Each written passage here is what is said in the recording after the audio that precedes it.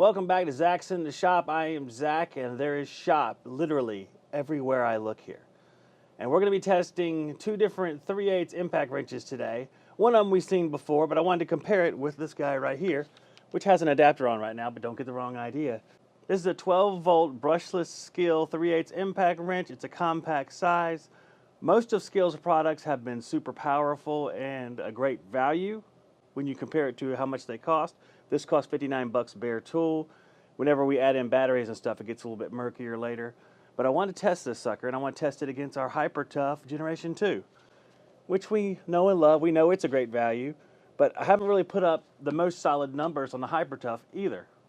We're going to do some real testing today and get some real numbers, and we're going to compare these two wrenches to see which one is the best. Here is our Skil impact wrench. Like we said, it is brushless. It is part of the PWRCore 12 platform, which I find to be very nice. The model number is IW6744A-00. The Skil has a very nice ring light, as you can see by the darkening of the camera. It's very bright, and it's my favorite kind of light that a drill, impact wrench, or impact driver can come with. This impact wrench has 3 different speeds, as well as the additional mode here, because whenever you need to loosen something and you don't want it to continue loosening once it's undone, you have that mode. Automatically stops. This other button allows you to change how the light functions. It can stay on for, it looks like 10 minutes, or just come on and off as you use the impact wrench. Without the battery, the Skil weighs in at 1 pound 15 ounces. Or 880 grams. The Hyper Tough Gen 2 that I'm going to compare it with, without the battery, weighs 2 pound 1 ounces, or 936 grams. The Skil is a very compact 4 3/4 inches long. The Hyper Tough is a little bit longer at 5 1/8 inches. We have our Skil here. We're going to check RPM. I'm going to put it in low speed first and see what we get.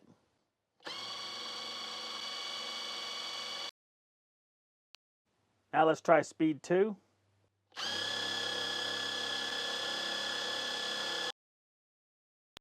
And now high speed, speed 3.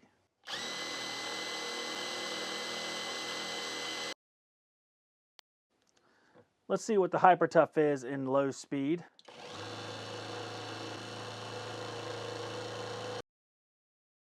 And speed 2.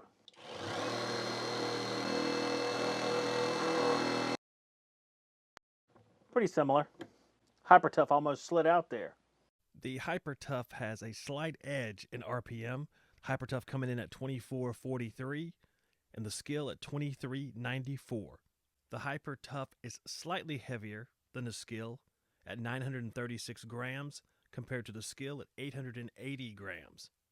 And the Hyper Tough is a little bit longer than the Skil at 5 1/8 inches compared to the Skil at 4 3/4 inches.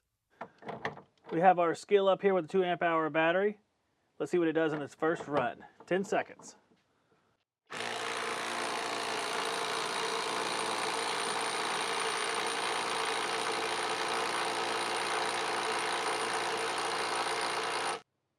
Well, I was expecting better. All right, we have run number 2. Let's see if we can improve upon what I thought was really bad.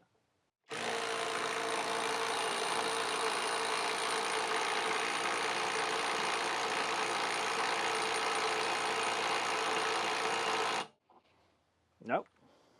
One last run here with the Skil to see if we get any better than we've done so far.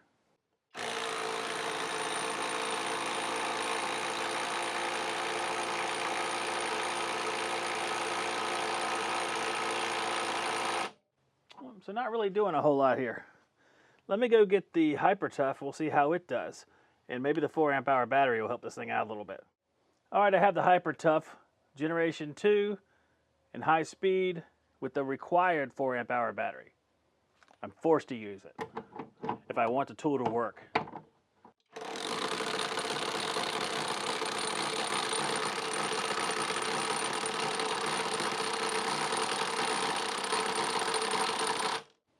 Yeah. And our final run.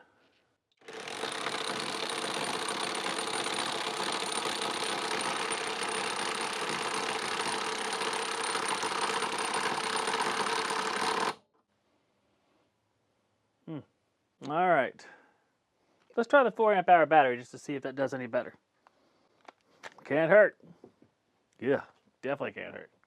Here goes our 4 amp hour battery with our Skil. Let's see if we can make some grand improvements here.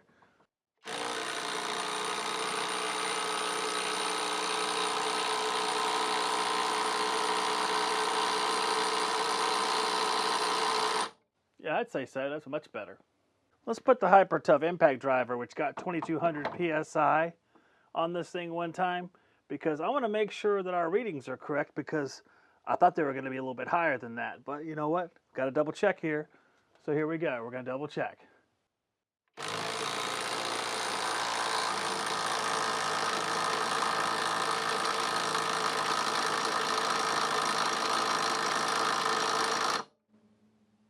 And they're right on the money. So unfortunately, they're right on the money for all of them. If any of you guys want to help support the channel, you can go to the join button right here on the screen, or you'll see it on all of my videos, to become a channel member. I appreciate the support, and I thank you for doing so. So I'm down here beside my extremely reliable GMC truck, which always runs and never has problems. And I'm back here with the rear tire, and we're going to try to take one of these lug nuts off with our 2 impact wrenches. And I'm going to torque each one of the lug nuts down to 140 foot-pounds to see if we can get it loose. For those of you screaming at your televisions right now, hey, I understand it. It's an adapter and a friggin' non-impact socket that I'm using. But I don't have an impact 22, and I should have bought one like 17 different times, but I didn't. So put it in the comments how this bothers you intensely. Both impact wrenches will be using a 4 amp hour battery. Speed 2 for the Hyper Tough.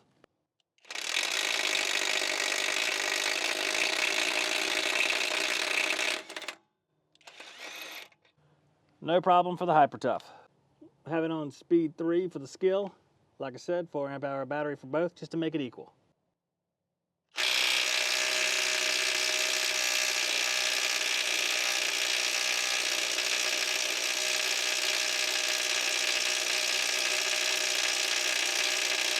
That's a negative, Ghost Rider.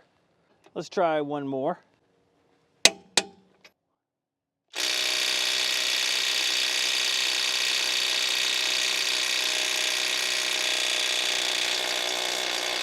Oh, I have a bad feeling about this. That's a no.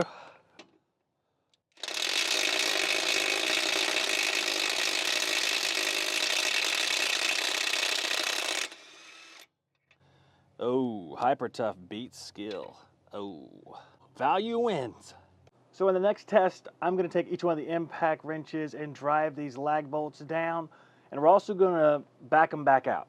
We want to see how quickly they go in forward, but also reverse is very important. So we're going to get our total time from start to finish, and let's start with the Hyper Tough. 1, 2.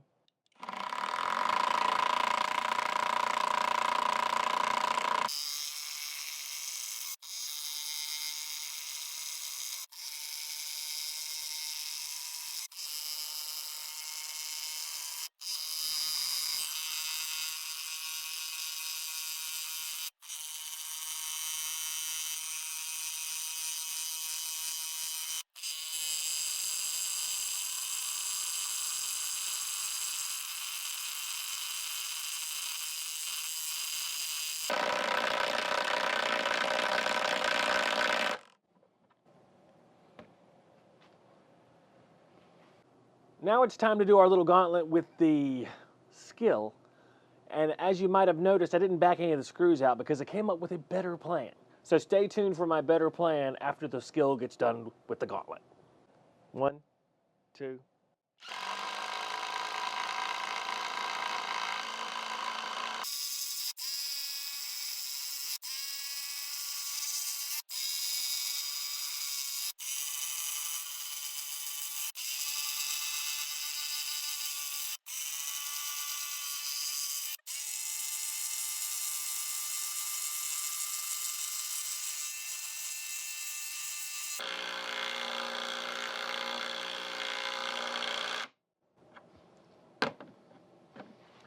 It felt like the Skil was faster than the Hyper Tough. I don't know if it was. Got to check the numbers. But let's move on to the test, which I think will help us with reverse torque, which is the weakness of my particular hydraulic force gauge. And we still got 3 bars. That's pretty good. Skil looked bad for a lot of this test. It's looking better now. It's looking a little bit better.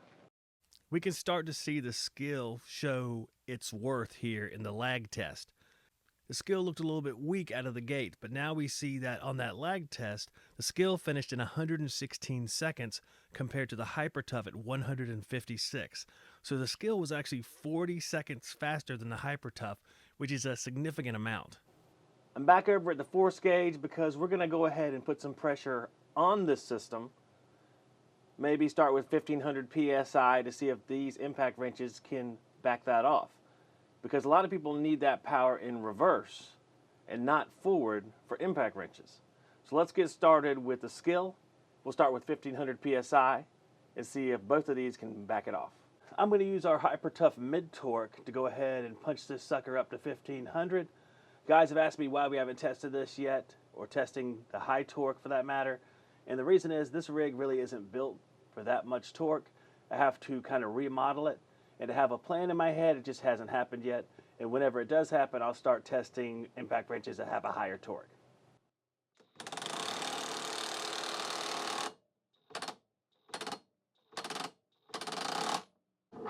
The Skil at 1500.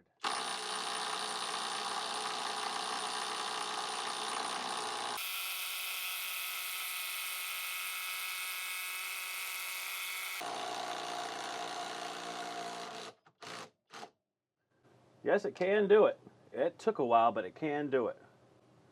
Just for reference, 1500 is about 135 foot-pounds. Although, when we're talking about loosening, just because it was tightened to 150 foot-pounds doesn't mean it's going to take exactly 150.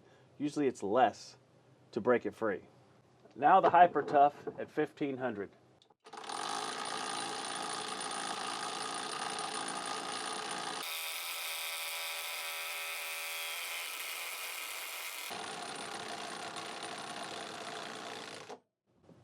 Yep, it can do it. All right, I'm going to go up by 250 PSI increments. We're at 1750. Let's do the Hyper Tough again since the gear's already on it.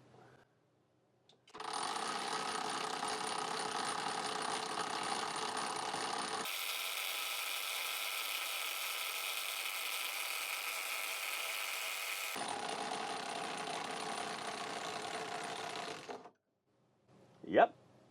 Let's go ahead and try the Hyper Tough at 2000.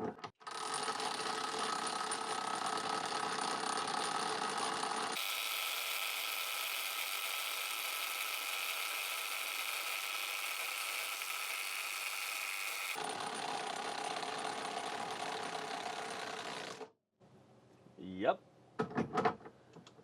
2250.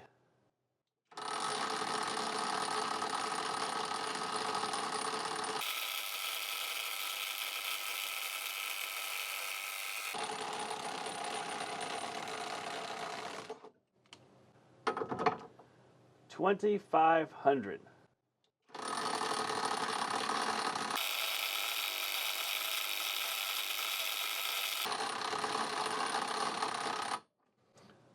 I think we can stop right there.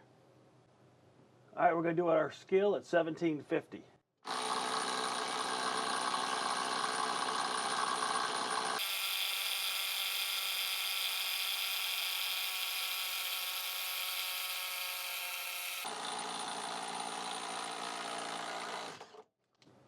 It did it, but it took a while. The Skil at 2000.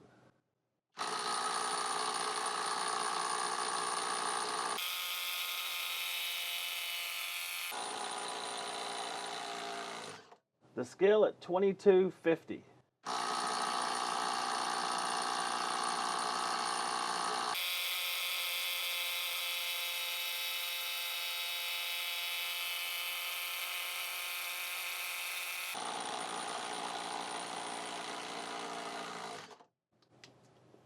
Well, I did that too. It'll be interesting to see. I think it's taking longer, how much longer it takes.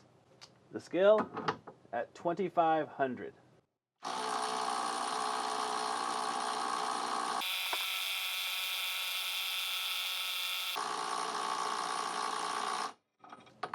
And that's all she wrote for the Skil as well. So both of them died out on 2250. We'll see how long it took for the Skil. So if they're both similar, then maybe the Skil would have taken a lug nut off if I would have left it there for about 30, 45 seconds. Doesn't seem healthy for the tool though. Let's check out the final scores here between the Skil, model number IW6744A, and the HyperTough 8214. No IP address on this HyperTough model number. It's random over there at HyperTough. You never know what you're going to get. In the weight department, the Skil wins, comes out a little bit ahead, 880 to 936 grams. In length, the Skil's a little bit shorter, 4 3/4 inches compared to 5 1/8 inches. So we can see the Skil is a little bit more compact. Although the HyperTough does have that barrel battery, if you could use a 2 amp hour battery on it, it would be like the M12. But you can't actually use the 2 amp hour battery with that HyperTough because you have to use the 4 or 6 amp hour battery or the tool doesn't work correctly. So it kind of defeats the purpose, and the Skil looks pretty good as far as being compact. Now the HyperTough isn't huge by any stretch of the imagination. I still like it. I like those bigger batteries because you could rest a tool on those batteries on your work table, which to me is very important. Max torque in forward, the Skil is slightly ahead of the HyperTough, 101 foot-pounds to 92 foot-pounds.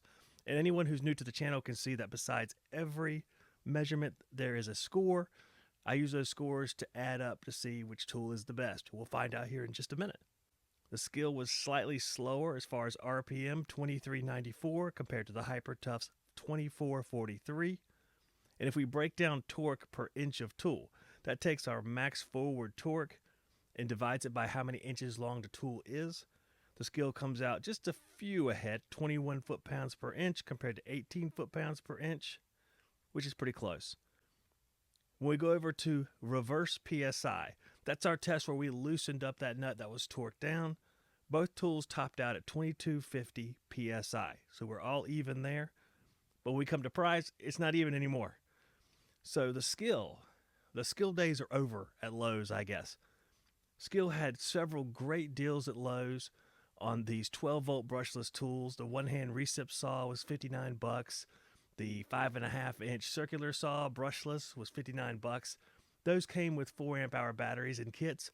I could not find those anywhere. I guess the fun's over with Skil, and because of that, I have to put a kit together based on what they have at the moment. This may change over time. You guys can suggest alterations to this, but the 4 amp hour battery makes the Skil usable. The 2 amp hour battery, it's just not a good fit for the tool.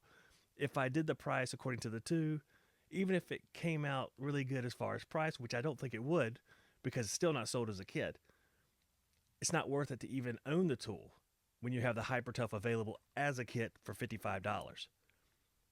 That being said, if you have the Skil, you add a charger and a battery, which you have to piecemeal each one, it comes out $160, which is too high, especially when we're used to those good Skil deals. But that's the best deal I could find. If you can find a better deal, let me know. I couldn't find them on Amazon either. All the ones that were on sale are no longer available. I don't know if they'll be available again. I would definitely watch for deals because it's not a great deal at $160. Now let's move over and see what the final score is. So the HyperTough comes out on top, mainly because of that price. If the price is taken out of the equation, the HyperTough loses, but it's $238 for the HyperTough, $229.25 for the Skil.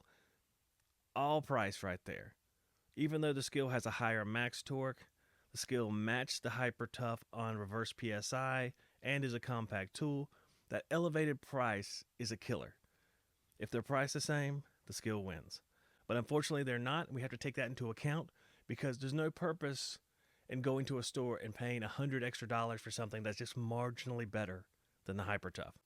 I'd love to know all of your thoughts on this. Put them in the comments. Leave a like if you enjoyed the video, and please subscribe. I'll be back next week with a new set of tools to review. I'm thinking maybe lights will be next week. I have some lights I'd like to review, among other things. But you can put your suggestions in the comments as well. I always listen to those, and a lot of times I use your suggestions for the videos. So please do that. God bless all of you, and I'll see you on the next one.